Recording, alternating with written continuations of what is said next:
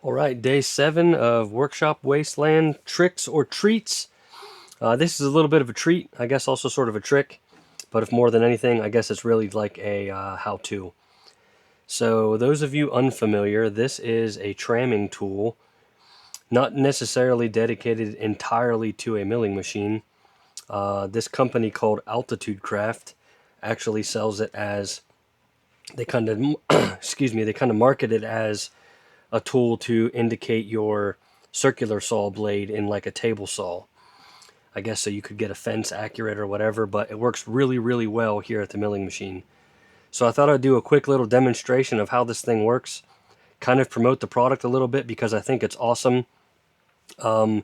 Edge Technologies, Altitude Craft, I know there's several other places that sell these, and to be honest, I upgraded to the solid column back here and got rid of that huge nut and bolt that's back there to allow the column to flex. Upgrading to the solid column was a very, very worthy upgrade, and this tool made that a lot simpler. You have to shim it now with shim stock to get it trammed in correctly. This is by no means trammed perfectly. I'm within about 1/1000th of an inch. I got tired of fighting with it. But let's be honest, whenever you're machining a piece that's only this wide, 1/1000th of an inch over about whatever that is, 6 or 8 inches, is, effectively cut in half. So I'm half a thou out whenever I'm talking about being trammed perfectly. I'll take that.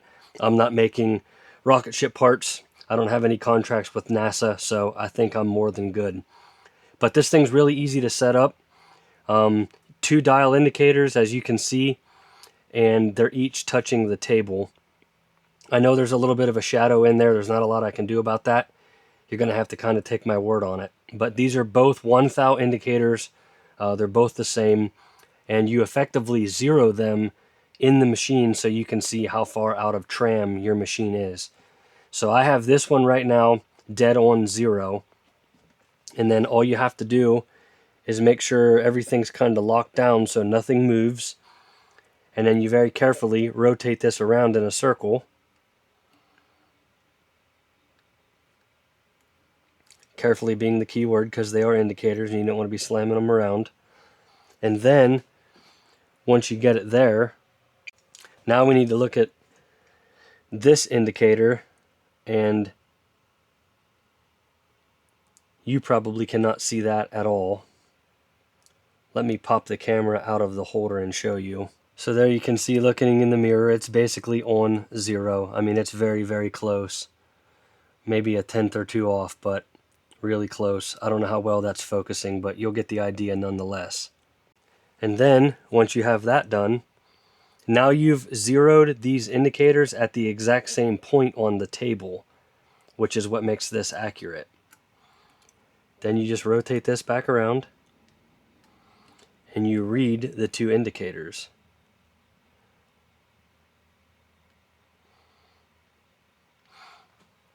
So we're still on 0 here, and this one is, the camera angle makes it look a little bit different than what it is, but it is 1.5 thou, maybe a little bit closer to 2 thou out of tram. And if I push on the column, you can see how, I mean, I'm barely pushing on the column, and I'm able to move it that much. So, I mean, at the end of the day, this is a not rigid machine to start with. I think that's probably, at the end of the day, it's about as good as it's going to get. I could mess around and shim it a little bit better, but to be honest, once you raise the head, a lot of that tramming is gone anyways, because none of this is super precisely made. It's all China and Taiwan special parts. Nothing's precise about it whatsoever. However, it gets at least getting you in the ballpark. If I had a Bridgeport or something, I think it'd be even better. They do make wider ones of these, so your indicators can be way out here, and they seem to work just fine as well. Gives you a little bit wider tramming point, so in theory it's more accurate. But that is this Altitude Craft tramming tool. Like I said, I think it's more than worth the money. I just wanted to point out, right now my Z is unlocked. If I lock this down, I moved almost 1/2 thou here, and I didn't move there, which means it actually pivoted the head a little bit. So it just goes to show how like not great this machine is anyways. So I think a thou and a half, 2 thou out of tram is, you know, splitting hairs at this point. I think that's kind of like about as good as it's going to get. And I'm super happy with it. None of my parts turn out bad. I've had a few things that I could notice they were a little bit out of tram, but overall, I think it worked quite well. So that's it. That's day 8, Workshop Wasteland Tricks or Treats. I just wanted to show you this product real quick. Comes in a nice padded foam case. Overall, fantastic quality. I have no complaints whatsoever. It does come with decent instructions. They're not the world's best instructions, but they are instructions nonetheless. And they're included, so that's always good. But it's a pretty easy tool to use. You can see a padded foam case there. Like I said, check this thing out. Altitude Craft is this brand. Edge Technologies and several other places make them. I'm pretty confident if you bought one, you'd find it useful. It does make tramming in the machine a whole lot quicker and a whole lot easier. Let me show you real quick what I was doing before and show you why I think this is a lot better. So I made up this tramming tool. This is a piece of aluminum bar. This is actually a gauge pin that is clamped in there. The holes are drilled reasonably square, but in theory it doesn't really matter how super square it is because you're rotating around in a circle on one axis and then you're indicating the table. So I would pop the indicator into here, and then, you know, of course, you have the needle of the indicator riding on the table. What I recently learned is these kind of indicators are intended to be used as perfectly flat as possible. So I was doing it wrong anyways. I guess they're not really designed to work like this. They're designed to work horizontally. And this just had enough play and enough nonsense about it that I didn't think it was all that good. I think if I made another one, it probably would be better and probably would work better. But I mean, I think this tool's like maybe $75 and really worth it. You don't have to tram your lathe or your mill all that often, but you know, whenever you're trying to do something precise, it all starts with how precise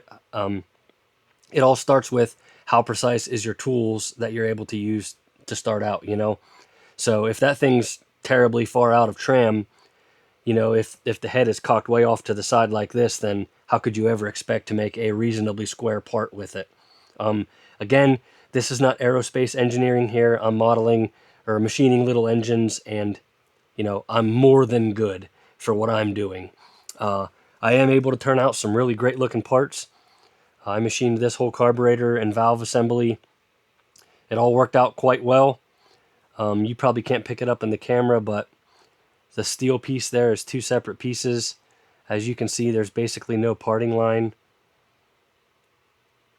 You can't see too much, but I mean, that's the kind of precision that I'm able to achieve. So I think what I'm doing is working. Again, I'm only making a model engine that's low speed. I'm not driving a car with it, so at the end of the day, it doesn't need to be much more than what I'm able to do. I just try my best with the tools and the equipment that I have, and we keep moving on. So thanks for tuning in. Thanks for stopping by. If you liked what you saw, please don't forget to subscribe.